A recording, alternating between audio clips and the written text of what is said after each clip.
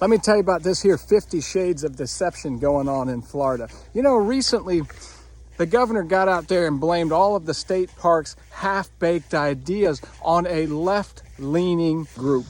Governor DeSantis says he never approved the plan. One charity, Folds of Honor, which uses golf to be able to raise money to support the families of fallen service members. A shell company called Tuskegee Dunes with the same address as Folds of Honor finally took credit for the plan Friday night, saying their profits would funnel back to Folds of Honor. DeSantis did distance himself from the Jonathan Dickinson golf plan. His schedule reportedly shows he met with Folds of Honor founder Lieutenant Colonel Dan Rooney on April 10th.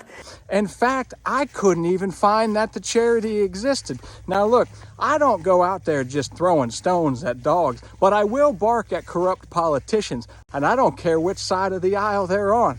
So I did a little research into this Folds of Honor charity because I could find them. And what I found was this: the people who run the charity, they're making bank.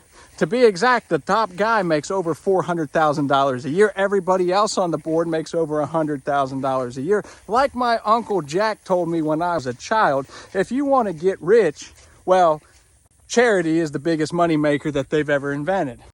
Uncle Jack was a smart man. So I said, well, maybe Sunbiz doesn't register charities.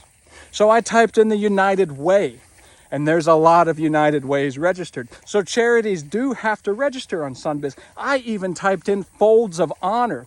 Turns out that's a legit charity, and they are registered on Sunbiz. Tuskegee Dunes Foundation is not. In fact, when I search for them, the same way that the letter is signed, VR/Tuskegee Dunes Foundation, it says no records exist. It's unavailable. It might have been removed, renamed, but they have no records to show. And then we find out that the Tuskegee Dune Foundation didn't even have a website until August 25th, with its first post being at 7 p.m. I'm Matt the Welder. God bless America, and I really miss Mickey Gilley. Has anybody else noticed how corrupt the state of Florida is? And don't tell me to move to California, because I'm trying to save Florida before it turns into California. And if you want to help this poor boy, you can share my videos, you can donate at mattthewelder.com, and if you don't want to do any of them, you can just keep scrolling.